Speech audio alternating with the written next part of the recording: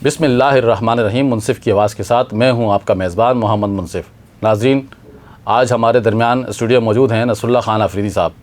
کسی تعارف کے محتاج نہیں ہیں اور ویسے تو یہ PIA کے بہت اچھے اسٹاف میں سے ہیں، آفیسرز میں سے ہیں، اور آج کل جو ان کی سیاسی وابستگی ہے پاکستان تحریک انصاف سے ہے، اور پاکستان تحریک انصاف میں بھی یہ مزدوروں کے حقوق کے لیے آواز اپنی سربلند کرتے رہتے ہیں، اور آج بھی کراچی پریس کلب کے باہر تحریک انصاف کے چیئرمین کے ساتھ اظہار یکجہتی کے لیے بھوک ہڑتالی کیمپ پہ بیٹھے ہوئے ہیں۔ ہم نے ان سے ریکویسٹ کی ہے کہ ہمارے ساتھ ہمارے پروگرام میں جوائننگ دیں، اور ہم ان سے کچھ سوال کریں، کچھ تیکھے سوالات بھی کریں گے کہ جو ذہنوں میں سوالات ہیں وہ ان کا جواب بھی آپ کو مل سکے۔ تو سب سے پہلے تو رسول اللہ خان صاحب، آپ کا شکریہ کہ آپ ہمارے پروگرام میں تشریف لائے، اور اس کے بعد ہم آپ کو خوش آمدید کہتے ہیں۔ بہت شکریہ۔ تو خان صاحب، آپ کا تو ایک بیک گراؤنڈ بھی بہت ماشاءاللہ سے زبردست قسم کا ہے، پاکستان کے لیے خدمات ہیں آپ کی، اور پاکستان قوم کی فضائی سفر میں بھی جو ہے کہ آپ میزبانی کرتے رہتے ہیں۔ تو اس وقت جو ہے کہ آپ کو کیسا لگ رہا ہے کہ آپ پاکستان تحریک انصاف کے پلیٹ فارم پر مزدوروں کے حقوق کے لیے آواز صدائیں لگانے لگے ہیں، اور آپ اب جو ہے اس وقت خاص طور پر اپنے چیئرمین کے ساتھ اظہار یکجہتی کے لیے بھوک ہڑتالی کیمپ پہ بیٹھے ہوئے ہیں، تو کیا سمجھتے ہیں یہ احتجاج آپ کو کیا رنگ لائے گا؟ دیکھیں جی، سب سے پہلی بات تو یہ ہے کہ بحیثیت مسلمان ہمیں اللہ سے یہ امید ہے کہ ہم چونکہ سمجھتے ہیں کہ ہم حق پر ہیں، اور ہمارے پاس جو ہے وہ بغیر کسی مطلب یہ ہے کہ تمہید کے اور بغیر کسی مبالغہ آرائی کے اس وقت یعنی جو ہمارے مخالفین ہیں وہ بھی اس چیز کو سمجھتے ہیں اور اس چیز کو مانتے ہیں، کوئی اس کا اظہار کرتا ہے کوئی نہیں کرتا، لیکن یہ ہے کہ ہمارے پاس اس وقت بلا مبالغہ مینڈیٹ جو ہے وہ پاکستانی عوام کا مور دین 85% ہے، اور اس کی جو مثال ہے وہ یہ ہے کہ 8 فروری کو لوگوں نے باہر نکل کر خان صاحب کے آواز پر لبیک کہا، اور انہوں نے آ کے جو ہے وہ جس طریقے سے ووٹ دیا، تو اسی سے اندازہ ہوا کہ بالکل حق اور سچ کے ساتھ ہے پاکستانی عوام، اور باشعور ہے پاکستانی عوام۔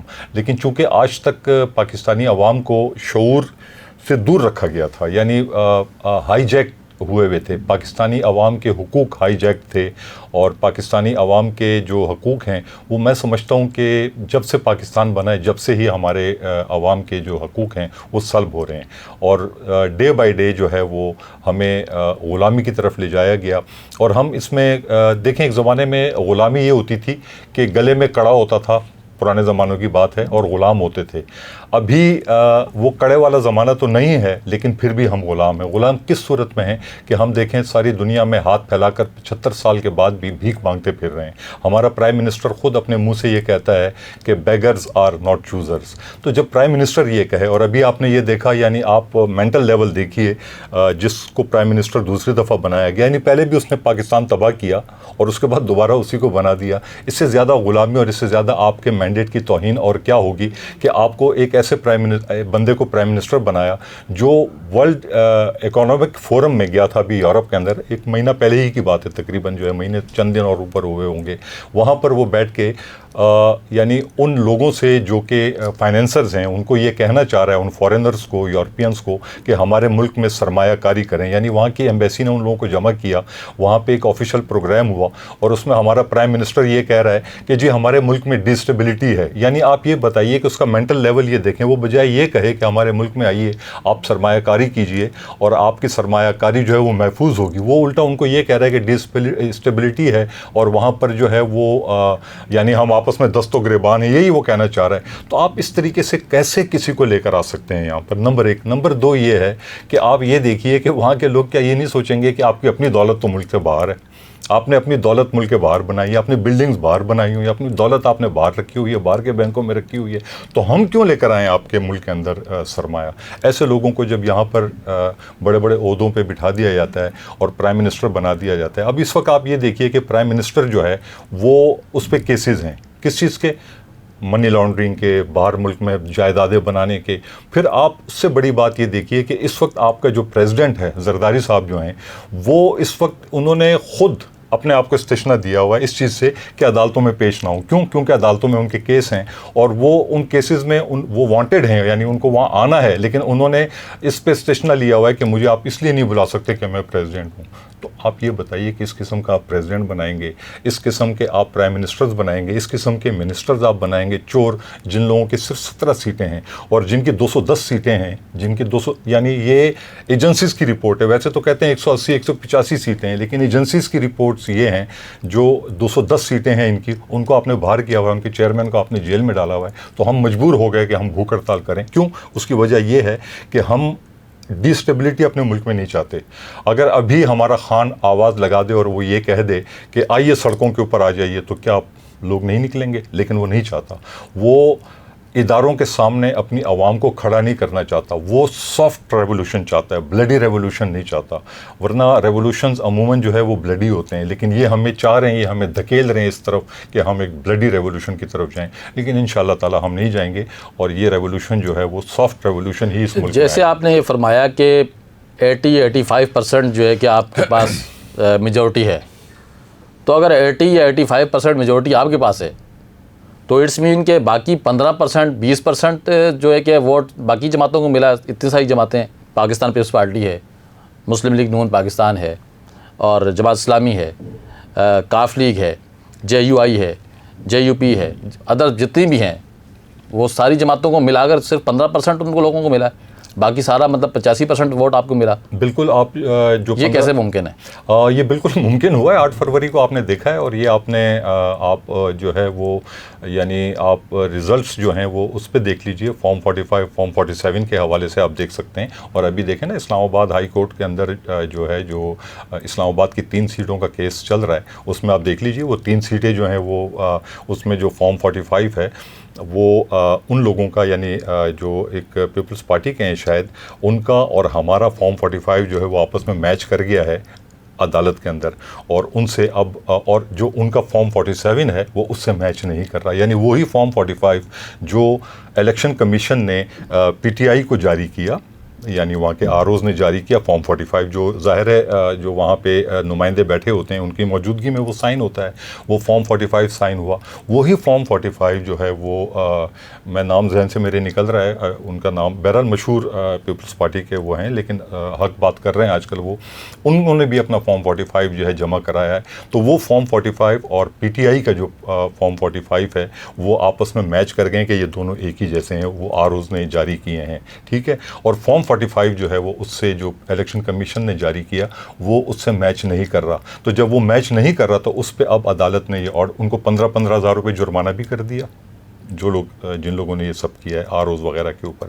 اور ان سے جو ہے اگلی تاریخ, جو ان سے بھی تاریخ دی ہوئی ہے, اس تاریخ پہ انہوں نے ان سے سارے ڈاکومنٹس مانگے ہیں. تو آپ کے جو یہ 3 سیٹیں ہیں, یہی پورے ملک کا یہی رزلٹ ہے. ہم جو کہہ رہے ہیں, ہم یہ بات تو آپ کی ٹھیک ہے کہ دیگ میں سے چاول کا ایک ہی دانہ چیک کیا جاتا ہے, باقی دیگ تو پھر وہ رزلٹ سار میں آ جاتا ہے. لیکن ایک عام تاثر ہے, ایک عام پرسیپشن ہے سوسائٹی کے اندر کہ جو کچھ آپ کے ساتھ 2023 میں ہوا, جو رزلٹ آیا 2024 میں آیا, یہی اسی طرح کی سیم کنڈیشن جو آج آپ کے ساتھ ہوئی ہے, اسی طرح سے 2018 میں نون لیگ کے ساتھ, پاکستان پیپلز پارٹی کے ساتھ وہ کلیم کرتے ہیں کہ ہوا تھا. اور اس میں کسی حد تک صداقت بھی نظر آتی ہے کہ جتنی سیٹیں آپ کو ملیں وہ ڈیزرو نہیں کرتے تھے, وہ آپ کو مینڈیٹ ملا نہیں تھا. تو یہ ساری کی ساری جو انجینئرنگ ہوتی ہے اس وقت آپ نے قبول کر لیا, اس وقت آپ مزاحمت کر رہے ہیں, احتجاج کر رہے ہیں. تو یہ مطلب جو ہے کہ یہ سلسلہ کب تک چلتا رہے گا اس ملک کے اندر, اس عوام کے ساتھ, اس قوم کے ساتھ, یہ کب تک یہ کھیل تماشا چلتا رہے گا؟ یہ دیکھیں جی, آپ کا یہ جو سوال ہے یہ بہت اچھا سوال آپ نے کیا ہے, جو آپ نے کہا ہے کہ یہ کھیل تماشا عوام کے ساتھ کب تک چلتا رہے گا. تو اس کا مطلب یہ ہے کہ یہ کھیل تماشا ایوب خان نے جب ٹیک اوور کیا اس وقت سے یہ کھیل تماشا چل رہا ہے, اور جب لیاقت علی خان کو شہید کیا گیا تو اس وقت سے یہ کھیل تماشا چل رہا ہے. اور میں تو یہاں پہ یہ بھی کہوں گا کہ ہمارے جو بابائے قوم قائد اعظم محمد علی جناح تھے, ان کو بھی شہید ہی کیا گیا تھا.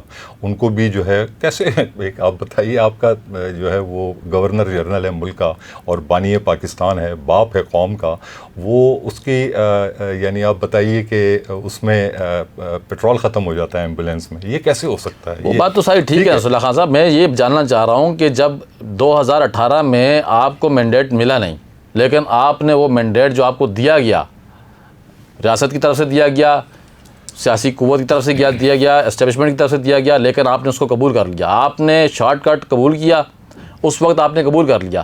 آج جب آپ کا حقیقی مینڈیٹ ملا ہے اور اس پر جو ہے کہ آپ سراپا احتجاج بن گیا، آپ کو یہ بھی تو دیکھنا چاہیے تھا اس وقت کہ یہ ہمارا حق نہیں بنتا، تو ہمیں یہ حق نہیں لینا چاہیے، یہ حق کسی اور کا بنتا ہے.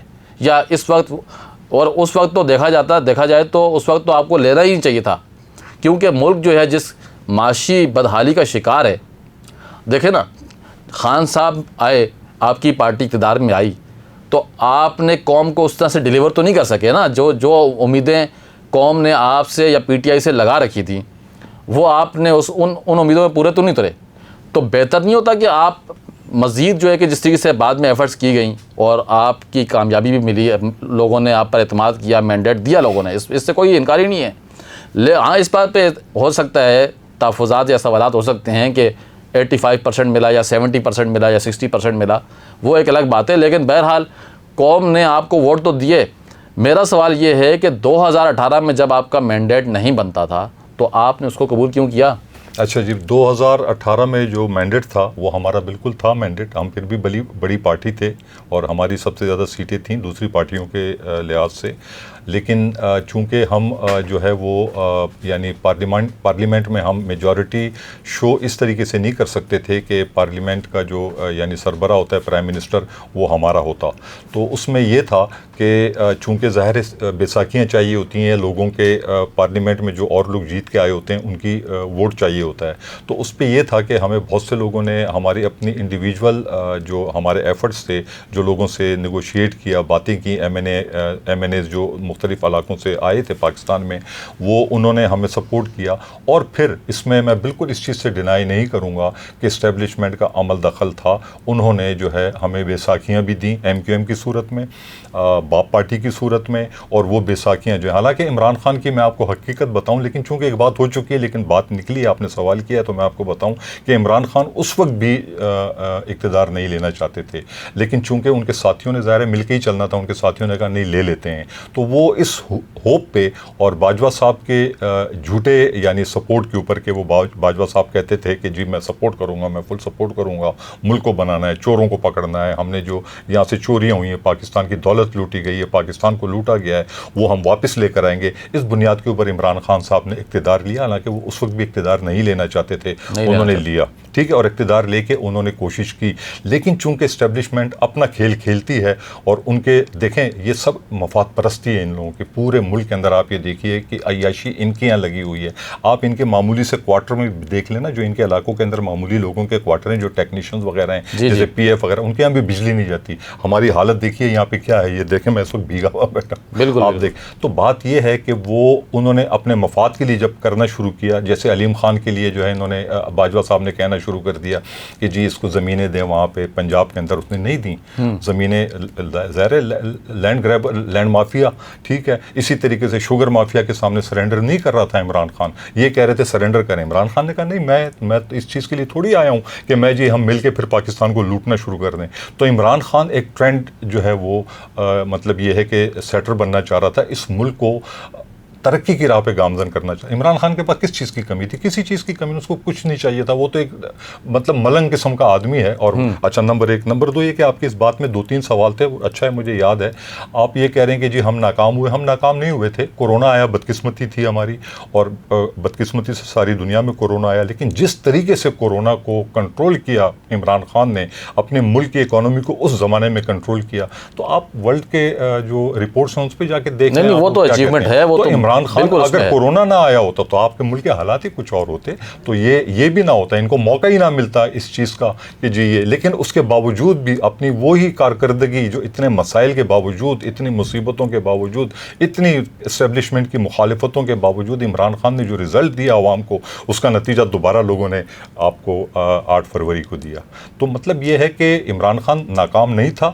عمران خان اس وقت کمزور تھا، بیساکھیوں پہ تھا. اب عمران خان انشاءاللہ آ رہا تھا 8 फरवरी को ये इन्होंने अपनी ज़ाती अनात के चक्कर में हमारी इस्टेब्लिशमेंट ने, क्योंकि इस्टेब्लिशमेंट के सामने वो सरेंडर, भाई देखिए ना इस्टेब्लिशमेंट जो है वो कौन है, आपके और मेरे टैक्सों पे पलने वाले लोग हैं ना सारे। हम इनकी पलने वाले नहीं, पालता तो खैर अल्लाह है, लेकिन तनख्वाहें जो इनको मिलती हैं वो, अब आपके अगर यहाँ पे ऑफिस के बाहर जो आपने चौकीदार बिठाया हुआ है जिसको आप तनख्वाह देते हैं, वो आके आपकी सीट पे बैठ जाए और आपको डिक्टेशन देना शुरू कर दे, तो ये अच्छा तो नहीं लगेगा। हर एक की अपनी डोमेन होती है, हर एक की अपनी जिम्मेदारी होती है, तो वो जिम्मेदारियाँ आपकी अगर, और ये गरीब आवाम जो बेचारे तरस रहे हैं, जो सड़कों पे सोते हैं, जो रातों को घरों से बाहर निकल के फुटपाथों पे सोते हैं क्योंकि गर्मी होती है, बिजली नहीं होती है, इन्हीं के जो बिजली के बिल आते हैं इनकी तनख्वाहों से ज़्यादा आ रहे हैं, उन्हीं की तनख्वाहों से आप टैक्सेस, वो जो टैक्सेस बिजली के बिल देते हैं, उन्हीं टैक्सेस और उन्हीं बिलों की वजह से आपको तनख्वाहें मिलती हैं, और आप खुद अपने अय्याशी में अपने बेडरूम्स के अंदर सोए पड़े होते हैं, अपने क्वार्टर्स के अंदर आपके एसी चल रहे होते हैं, आपकी लाइट होती है, और जिस आवाम के ऊपर आप पल रहे हैं वो आवाम फुटपाथों पे सो रही है। तो ये इमरान खान की या हमारे बर्दाश्त से बाहर थी। हमें इमरान खान ने एक विज़न दिया, हमें एक मुस्तकबिल दिखाया, और हम अब उस मुस्तकबिल के पीछे, हम उस मुस्तकबिल को अचीव करने से पीछे नहीं हटेंगे, उसके लिए चाहे हमें कोई भी कुर्बानी देनी पड़े। सही है, बहुत अच्छी बात है। अब मैं आपसे जो है कि एक अवामी सवाल करना चाहता हूँ खान साहब, कि पाकिस्तान के अंदर बिजली और अब तो गैस भी महंगी हो गई है, पानी, बिजली, गैस, इलाज, इंसाफ, गाड़ी, ये बहुत महंगी चीज़ें हो गई हैं। आम इंसान, आम शहरी की तो दस्तरस से बिल्कुल बाहर हैं। लेकिन ये सारी चीज़ें जब आवाम का नुमाइंदा मुंतखब होकर ऐवान में पहुंचता है तो उसको ये मरात में फ्री दे दी जाती है। तो क्या ये जुल्म नहीं है आवाम के साथ? बिल्कुल जुल्म। आपके खान साहब की हुकूमत के अंदर भी ये सब कुछ होता रहा, उससे पहले भी होता रहा और आज भी हो रहा है। तो आपकी हुकूमत में भी कोई चेंजिंग इतनी नहीं आई ना। जो बड़े बड़े दावे किए गए थे कि गवर्नर हाउस, वज़ीर आज़म हाउस को तालीमी इदारों में तब्दील कर देंगे, 1 करोड़ नौकरियाँ दे देंगे और 50 लाख घर दे देंगे, और इसी तरह के जो है कि बाहर से लोग आएंगे यहाँ पे नौकरियों के लिए, और फिर उसके बाद एक आपके पास हुआ करते थे वाडा, उन्होंने जो है कि आगे एक छुरछुली छोड़ी कि भाई इतना तेल का ज़ख़ीरा हमें मिल गया है, ज़ख़ायर मिल गए हैं समंदर में, कि एक पान वाला भी उठकर जो है कि पाकिस्तान की रियासत को टैक्स देगा। तो वो सारी चीज़ें जो है कि कहाँ हवा में तहलील होकर रह गई, कुछ भी नहीं हुआ। तो मकसद कहने का ये है कि जो आवाम के लिए कुछ करना पड़ता है सर, आवाम के लिए जो बुनियादी तौर पर ज़मीनी हक़ाइक़ पर रह कर अगर बात की जाए तो वो तो खान साहब की हुकूमत में भी तो नहीं हुआ ना सर। देखें जी, जहाँ तक ज़ख़ायर की बात है और जहाँ तक आप तेल की बात कर रहे हैं, यहाँ हमारे यहाँ तो सोने के भी ऐसे ज़ख़ायर हैं जो वर्ल्ड लेवल के हैं, ठीक है। हमारे यहाँ जिस किस्म की मादनियात हैं इस मुल्क के अंदर, वो ऐसी मादनियात हैं कि जिसका कोई तसव्वुर नहीं कर सकता। अगर वो मादनियात जो है हम आज मैं आपको बताता हूँ नवाज़ शरीफ को क्यों आज अरब ममालिक इतना ऑनर करते हैं। उसकी वजह ये है कि ये जो आपका बलूचिस्तान है, इस बलूचिस्तान में अगर तेल निकलना शुरू हो जाए तो ये अरब ममालिक का तेल सारा इधर, क्योंकि हम नीचे हैं उनसे। तो ये सब आपकी एक साजिश के तहत जो है ये मादनियात नहीं निकाली जाती यहाँ पर। समंदर में अगर तेल निकला था तो वो तेल अपनी जगह पे मौजूद है, निकालने नहीं दिया गया। उसकी वजह ये थी कि इमरान खान जो है वो बैसाखियों पे था। नहीं, उसकी तो सारी रिपोर्ट्स आ गई ना, मिला ही नहीं तेल। मिल गया था, तेल मिला था, तेल है, और वो तेल इंशाल्लाह निकलेगा आपके इस मुल्क में। तेल तो आवाम का ही निकल रहा है खान साहब, कहाँ से निकल रहा है? रियासत में से तो कुछ भी नहीं निकल रहा है। बिल्कुल सही कह रहे हैं आप, तेल आवाम का निकल रहा है, हमारा सबका निकल रहा है। अभी मैंने आपसे कहा था ना, अभी भी तेल निकला हुआ है। वो तेल जो है वो तेल हमारा किसकी वजह से निकल रहा है? अब देखें ना, इमरान खान के ज़माने में यही पेट्रोल था 150 के अंदर था, अब 300 पे चला गया, अभी मज़ीद आगे बढ़ने वाला है। तो आप मुवाजना तो करके। मेरा सवाल देखें वहीं पर है, मैंने कहा कि गाड़ी, बंगला, इलाज, कानून, इंसाफ एक आम इंसान की दस्तरस से बाहर हो रही। हाँ, वो सवाल मेरा ठीक है ना, वो बाहर हो गया है। लेकिन जब आवाम का नुमाइंदा मुंतखब होने के बाद ऐवान में जाता है, ये सारी चीज़ें मरात में उसको फ्री दे दी जाती हैं। जी बिल्कुल, ये जवाब मैं देना चाह रहा था, लेकिन चूंकि बात कहीं और निकल गई थी तो मेरे जहन से वो सवाल निकल गया। देखें जी, जैसा कि मैंने पहले कहा कि इमरान खान जो है वो बैसाखियों पे था, और पार्लियामेंट के अंदर जो लोग थे, ज़ाहिर है ये सारी चीज़ें कम करने के लिए आपको पार्लियामेंट से एक एतमाद का वोट चाहिए होता है। एतमाद का वोट लेने के लिए आप जो रेजोल्यूशन लेकर आते हैं वो ज़ाहिर है वो जब भी पास होगी जब आपको लोग वोट देंगे, کیونکہ 2/3 میجورٹی تو عمران خان کے پاس اس وقت بھی نہیں تھی نا. وہ تو لوگوں سے بھیک مانگتے تھے کہ بھئی یہ, لیکن نہیں کر سک رہے تھے. جیسے کہ ابھی یہ خود نہیں کر رہے تو اب یہ آرڈرز لے کر آتے ہیں, یعنی اوپر سے پریزیڈنشل آرڈرز کے ذریعے جو ہے یہ لوگ یہ کر لیتے ہیں. تو کہنے کا مطلب یہ ہے کہ اس وقت بھی یہ ساری چیزیں عمران خان کرنا چاہتے تھے لیکن ان کو کرنے نہیں دیا گیا. کون سا شخص ہے آپ یہ بتائیے؟ ایون ہمارے اپنے پی ٹی آئی میں بھی ایسے لوگ ہوں گے اور ہیں کہ جو نہیں چاہتے تھے کہ تنخواہیں کم ہوں, لیکن عمران خان چاہتے تھے. لیکن عمران خان اس وقت جو ہے وہ یعنی افہام و تفہیم کے ساتھ اور کمپرومائز کر کے آگے بڑھ رہے تھے. اب جب 2/3 میجورٹی عمران خان کو ملے گی پھر آپ دیکھیے گا انشاءاللہ تعالیٰ کہ یہ ملک آپ کا کہاں جائے گا. یہ آج میری بات یاد رکھیے گا, یہ صرف میں نہیں کہہ رہا, آپ کو عمران خان نے بھی یہ بات بولی ہے, میڈیا پہ بولی ہے, کئی جگہوں پہ بولی, آن ریکارڈ ہے یہ بات. لیکن یہ ہے کہ انشاءاللہ یہ ملک ترقی کرے گا اور یہ ملک جو ہے وہ بہت آگے جائے گا, عمران خان ہی کی قیادت میں جائے گا. کیونکہ اس وقت دیکھیں اللہ الحق ہے, اللہ ایک ہے.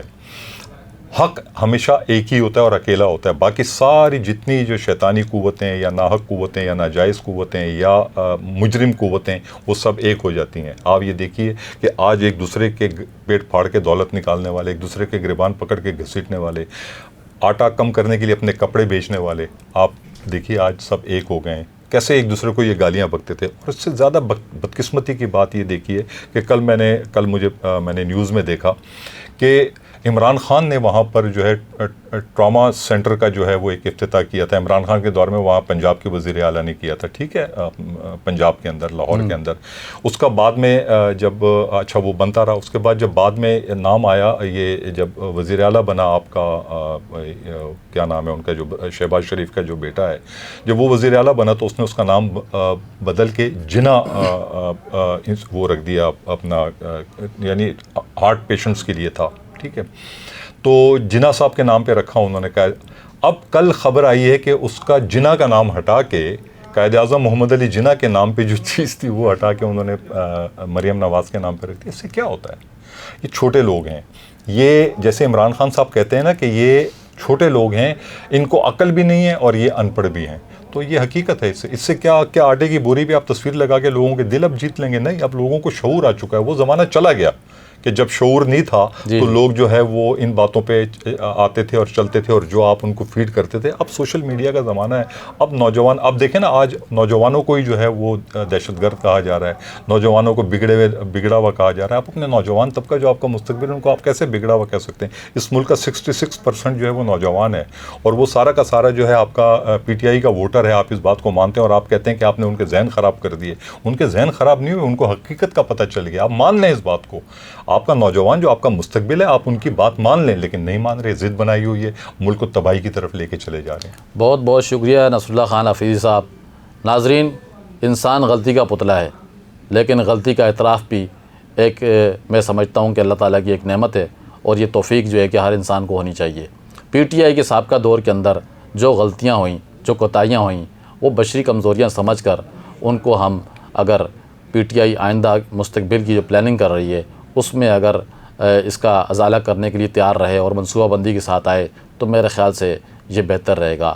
لیکن سیاستدانوں کو, سیاسی قائدین کو, سیاسی جماعتوں کو اس بات پہ سوچنا ہوگا کہ بیساکھیاں جب مل رہی ہوتی ہیں تو اس کو سوچ سمجھ کر لینا چاہیے. آج کی حکومت کے لیے بھی, سابقہ دور میں جن جماعتوں نے حکومتیں کیں اور آنے والی جماعتوں کے لیے بھی یہ ایک سبق ہے. تو ناظرین, اسی طرح کے مزید دلچسپ تبصرے اور خبریں, تجزیے آپ سے ہم شیئر کرتے رہیں گے. آپ سے درخواست ہے کہ ہمارے چینل کو سبسکرائب کیجئے, لائک کیجئے, ویڈیو کو شیئر کیجئے اور کمنٹس باکس کے اندر اپنی تجاویز, قیمتی رائے اور تعمیری تنقید کرنا مت بھولیے گا. آئندہ پروگرام تک ناظرین اجازت دیجیے, اپنا اور اپنے پیاروں کا خیال رکھیے گا. تب تک کے لیے اللہ نگہبان. اللہ حافظ.